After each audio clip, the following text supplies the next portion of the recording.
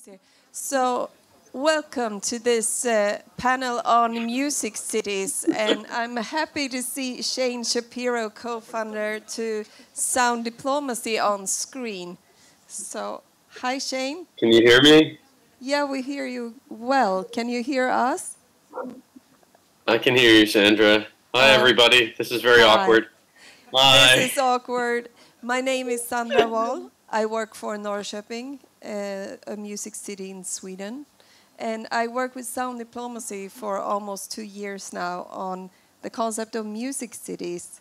So, Shain, you work with, actually founded Sound Diplomacy. Would you please tell us about the music city concept and what we mean when we talk about that? Yeah, so first, thank you for having me.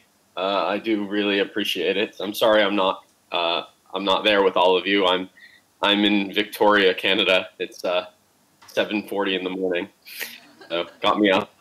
But so for me, the concept of music cities is really thinking about the role of music in the entire holistic ecosystem of how a city works. So there's two sides to this for me. The first side is all about us, all about you guys in the room, and how can a city be an active, positive player in developing a thriving music industry? Because lots of things happen in cities that impact us despite us having nothing to do with it. And, you know, things like zoning and regulation and issues related to who and what gets funded and how cities are zoned and how cities are developed. And everyone, I'm sure, that I can't see right now are tax-paying citizens in the cities in which you live, and you should have a voice into how a city runs and what the priorities of a city are. And music is one of the only things that touches everything, right? We have the power to impact a lot of other sectors through our art and through our work. So if we create a thriving music industry in a city and we ensure that cities create proactive pro-music policies, then it provides more opportunities to widen the talent development pipeline in cities. But that's also about the understanding that if we incorporate music more into city governance, then we can create healthier people, we can create smarter people, we can promote music education, which you guys do really well, but lots of other countries don't. I would say we can look at music in social care, we can look at the role of music in noise issues and building codes and all sorts of other variables in cities that impact our experience in how we love where we live. So true. And what would you say defines a music city? It's interesting that you're in Canada, where the first report on music cities was written. And not the first report on music cities. Not the first, the one that you work with mostly to define music cities. Yeah. So the first report, we think, was written in Chicago 15 years ago. It just wasn't called Music Cities. Okay. But Chicago did have a music report in 2005 or something. But the qualities of a music city are that music is treated the exact same way as everything else. So the analogy that I want to use is a water faucet. So I'm sure everyone here has turned a water faucet on today, and clean water has come out, either to drink or to wash your hands. And when clean water comes out, we completely forget about this system of pipes and structures and strategies that go into that water, getting to that pipe, getting into our glass, right? Clean water doesn't just exist, unfortunately, anymore. Sometimes it needs to be filtered. Sometimes it needs to be cleaned or desalinated. And when someone hears a fantastic song in a club, when someone is moved by a track on Spotify that they're listening to, or something like that, we have to recognize that there's an entire system that led for that moment to happen, that led for that song, and you guys are all part of that system.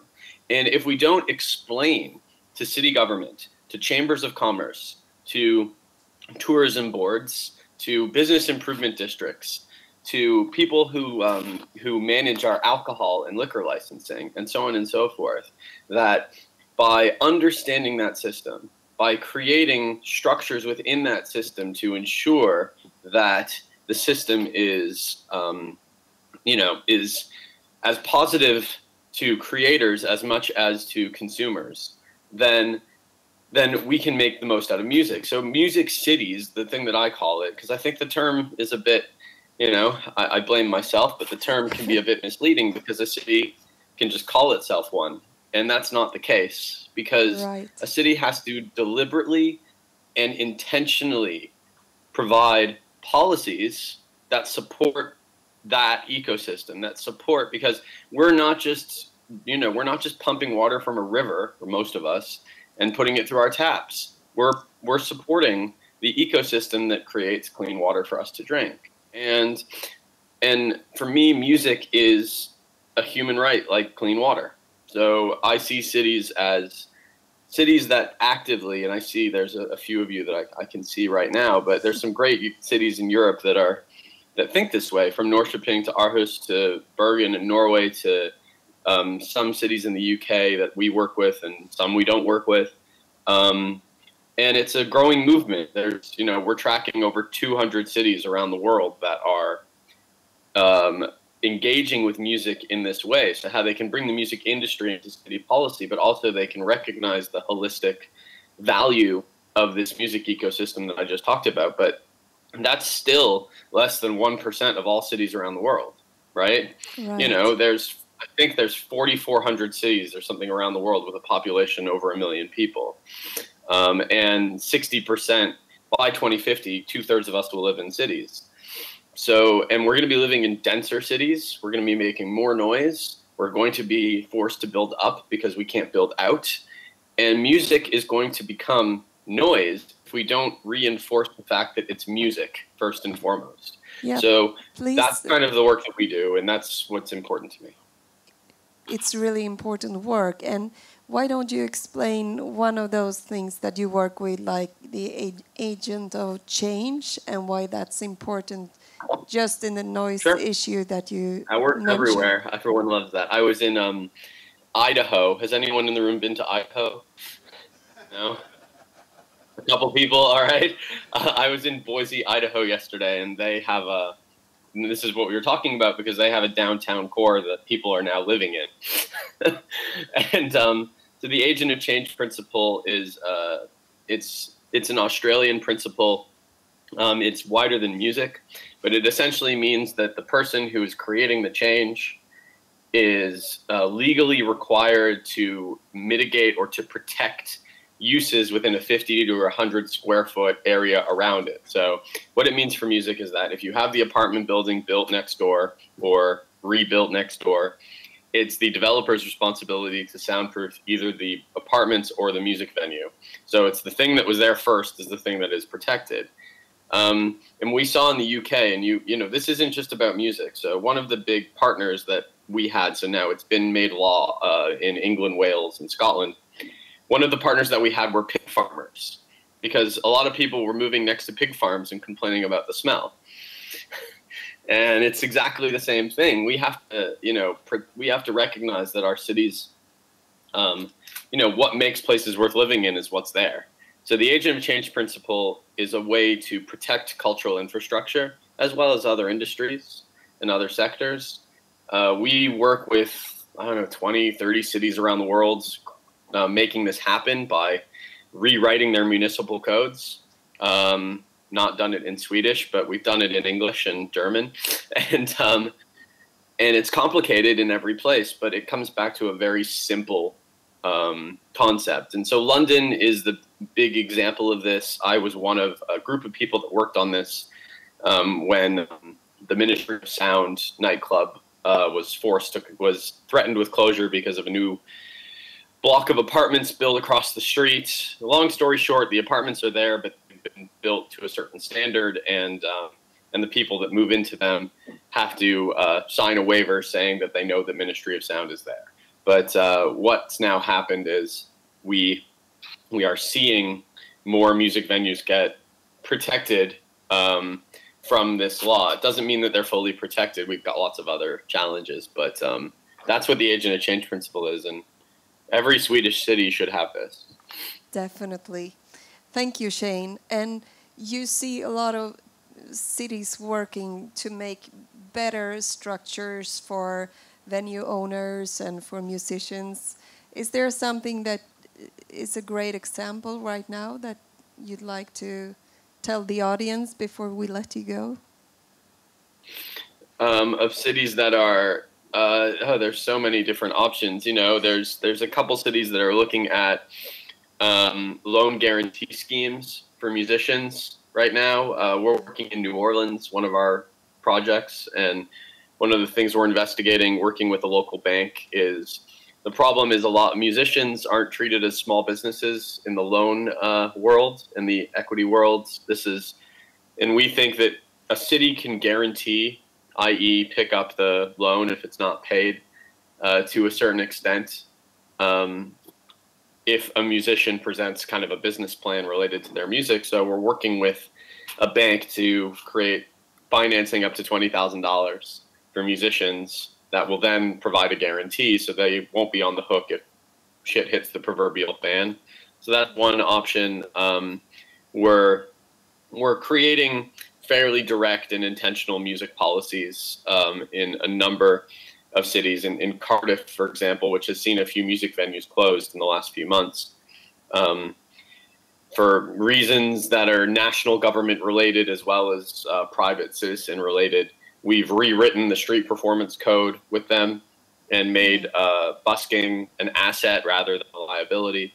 So, you know, we get into some really granular stuff. And the last thing I want to say is sometimes the work that we do, and I'm not talking about me personally, I mean the work that everybody who works in this ecosystem, it doesn't have a lot of immediate impact sometimes, right? We're looking at, can we create better cities 5, 10, 15 years down the road? And sometimes it's hard to understand that by making a policy change now, you can make things better in 5 years.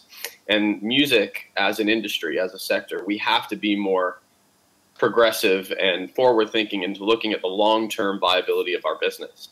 And the long-term viability of our business is based on the things that we share with everybody else, which is land and water and space. And if we make sure that we have enough land and space to do what we need to do and have it regulated properly, then our kids and our kids' kids will have opportunities in the music industry. And sometimes we forget that. Sometimes we focus too much on short-term issues. So it's kind of a crusade for me, because a lot of times I'll make a change and God, I may be dead when it's fully impacted. But you recognize that you try to, politics is so glacial in this respect, but it's really important that we need to have a seat at the table, because we haven't had a seat at the table. So whoever's in the room listening, please, run for city council. That's the best thing that you can do.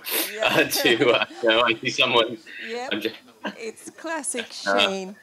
Just be more engaged in this, because it's really, I feel it's really important to the growth of our business. It's very important. Thank you very much, Shain, and I hope to see you in Norrköping in September. So we'll keep on working to get you there, and then people can come and meet you live. So thank you, Shain. Great. Well, thank you. Congratulations to all the winners when that's announced as well. And hello to everyone in the room that I've met before. I know there's a few. So thank you guys. Wishing you all the best. Have a wonderful party at the awards. Okay. Bye. Mardahl says hi. Hi. Yeah. Hi. So thank you, everyone. And I think Shain makes a fair point that when you work as a music city, you have the long run to run. You cannot change everything instantly, but if you don't keep working on it and for it, nothing will change. And there are a lot of things changing within the music industry and for the venues, which means that cities must take a stand, and it's not the easiest thing to do. Welcome Dag Hartman, Östersund, and Jesper Mardahl, you saw him before, from Aarhus. I was thinking you both work with music cities. In Norrköping, we're pretty new at this concept, but still we have all the work that's being done as a music city. So Dag, how come you started to work as a creative city in a global network, and why? Thank you, Sandra. Yes, I represent a small city in the north you heard of, Östersund, region of Jämtland, Härjedalen, and actually cities are game changers in the future world, as we heard, and my city is, and Sandra and me is now part of the same global network, the UNESCO Creative Cities Network. That is a network now consists of 180 members all over the globe working with culture as a game changer for development. And we all work with the sustainable development goals in front of our eyes. And this is a culture network. Sandra works with music as a theme. But we have focused on another strength in my city in Östersund. We work with food as a strength, as a stronghold, but it's the same way of working in a cultural network, leveraging yourself to an international level, and then you. For us, it has been. It has been a great way of getting visibility for our city globally, and it also has been a great way to make exchange, to send out our cultural stakeholders in the world, and also have a healthy stream of inspiration and people back to us. And also it has been a way to launch a lot of new projects all over the world. And we have been, you are new, you came into the network 2017. At the second Swedish city, we were the first city in this network, and we're happy to start to do some cooperation with you. We have been in it for 10 years, and it takes, someone in the room also said before, it takes a lot of time before things happen, and it takes us 10 years time before we can have the confidence from other members all over the world. But now we are interacting with big cities in China. We have corporate projects with a lot of Mexico, Brazil, everywhere. And it has meant a lot of things for our small city in the north to have this cooperation. It gives us pride, and it also gives us we also work a lot better together under this big vision. True. So it's a platform where both chefs and musicians and other parts of the music industry or gastronomy can work. And Jesper, as Aarhus, your city came into the music city concept in quite another way. Tell us. Yeah, to some extent. I mean, we've sort of always been a music city and has been more or less regarded as such on a national level as well. But we started out in 2010, Promos, my office, my day-to-day office. But we are part of a policy from the city which aims at creating these networking platforms for the various creative environments in the city. So we have one for music, we have one for film, media, interactive, fashion and design and stage and literature and arts. So a lot of these small and sometimes very big platforms due to the thought that if we can bring people together within one certain area, it will strengthen the whole community. So that was the basic idea. When we sort of started talking about ourselves as a music city was, well, Shain mentioned, or you said about that more or less infamous Canadian report, but what it said was it was a guideline, it was a blueprint on what defines the music city, and obviously you can define it from many perspectives, but there were so many of the things that defined the music city that we could say, yep, check, so, well, we are a music city, even though we knew that, but it was a good tool for us, especially for politicians, to the politicians. I mean, we could come around politicians and say, you know, we are a music city, and they would say, yeah, but of course you are. But now there's a Canadian report saying that, well, okay, is there? So that was a little bit of an eye-opener. It's a tool to make things happen, it's a tool. To make change. And obviously when you go through And what we did was we started this Music City Aarhus network, which is on top of my day-to-day operations. And we had a lot of discussions on everybody agreed that we should find somehow to work together, or at least to find a communication form together, because we are a rather big community in the city. And the first thing we did was to make a survey on the economy of music in the city, and nobody have done that before the way we did it. I will assure you, it was a legit company who did the survey, so no creative figures here. But they actually found out that if you took every institution, whether it be a piano tuner or a music teacher, audio production, studios, agencies, record labels, musicians, venues, festivals, etc., and piled that together within the city limits, we had a turnover a couple of years back on 1.8 billion Danish kroners. Yeah. And that was the eye-opener for the politicians. And then you can have some impact. Then we could have some impact, and then we could say, okay, my job is to look at the chain, the value chain. Where is it strong? Where is it weak? And one of the places it's weak, or could be a little bit more strong, is definitely on the business side. So that's what we'd be aiming for as a music city, to keep a focus, to be regarded as a business as well. Not only entertainment and the songs and the content is the most important thing, we all agree on that, but we need to have the machine running as well. And that has, right now we are actually a part of the policy for developing creative enterprises in the city. So? Yeah, and as creative cities, we all have challenges as well. It's not always easy to work for the creatives, for artists. As we all heard all day long, it's not the easiest way to work, whether it's a business or if you work for it as an artist. So what are your biggest challenges today, Dag, with the gastronomy network that you've built in Östersund and the region of Härjedalen? Well, I recognize a lot of the challenges we have been talking about. It's the same if it's music, if it's design, if it's gastronomy, food.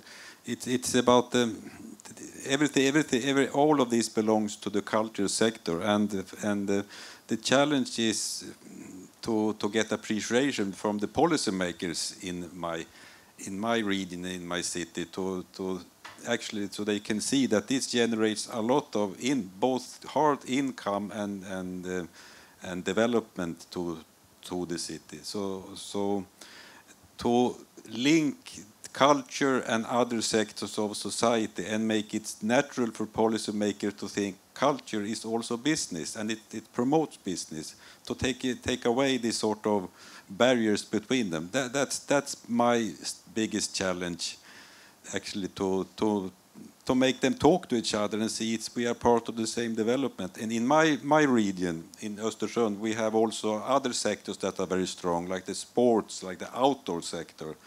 And also a challenge is to make these people talk to one, the culture people, the sports people, the outdoor people, and see we're in the same boat. We should work together to make development happen, and to be an attractive and interesting place for people to come, start companies, and so that's my biggest challenge and what I'm working with now.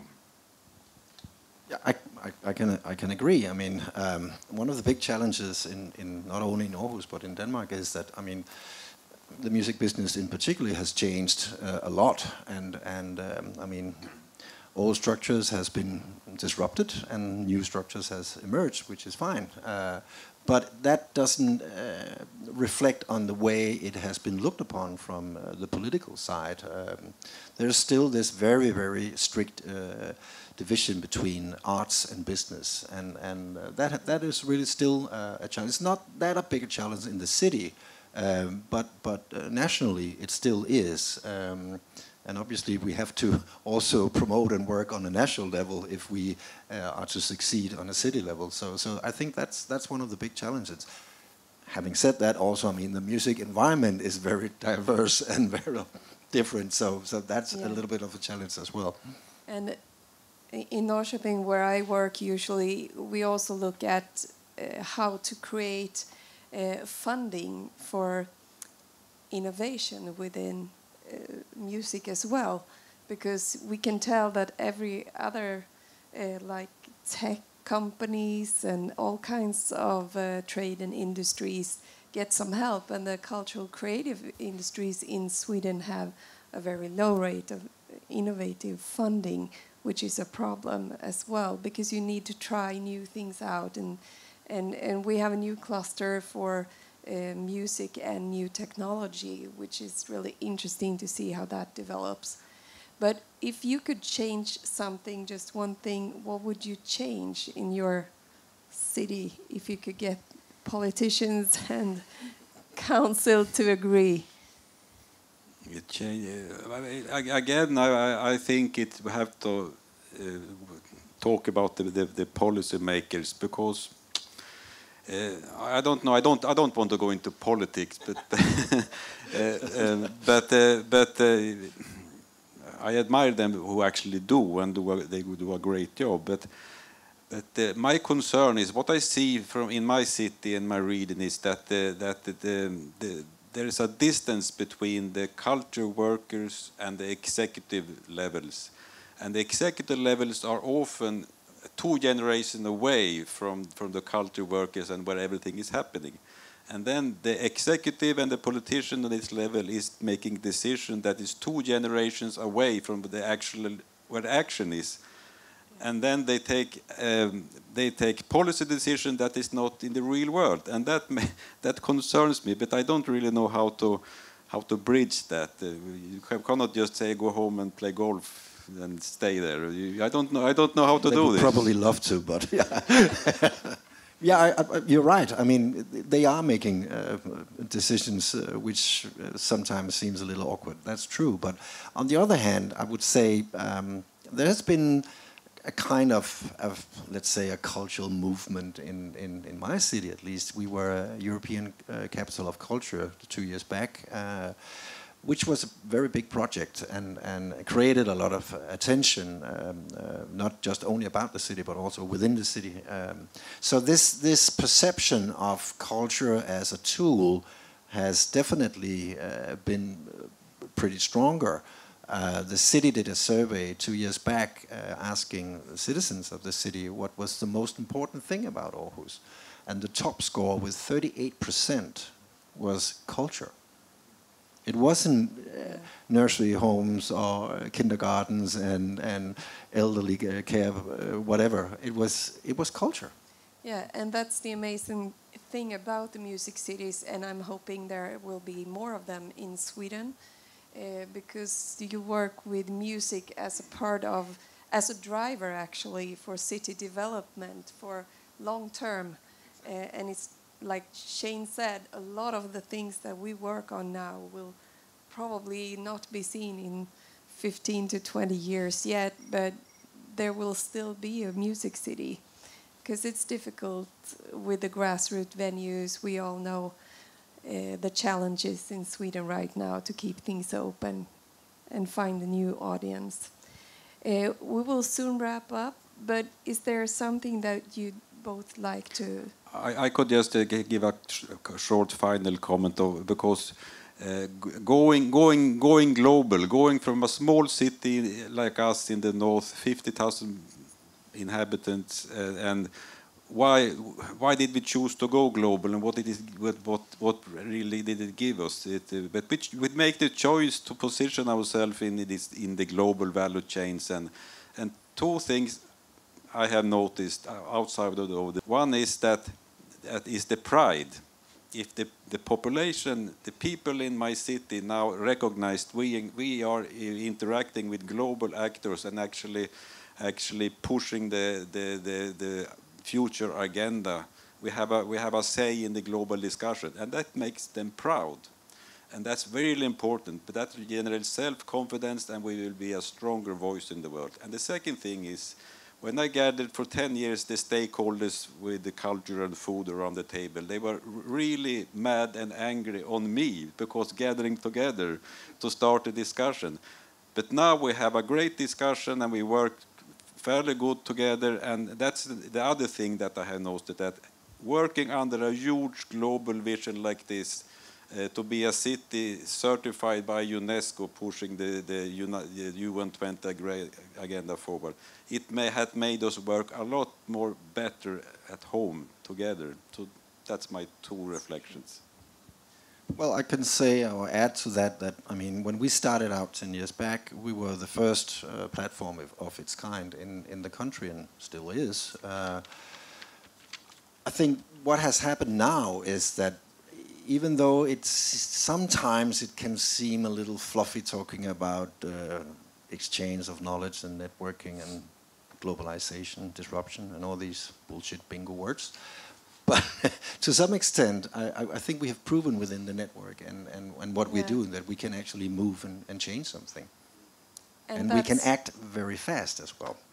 True. Not only long term, but fast as well. And always with music in the absolute focus. Exactly. That's why we do it. It's not place making, it's music making.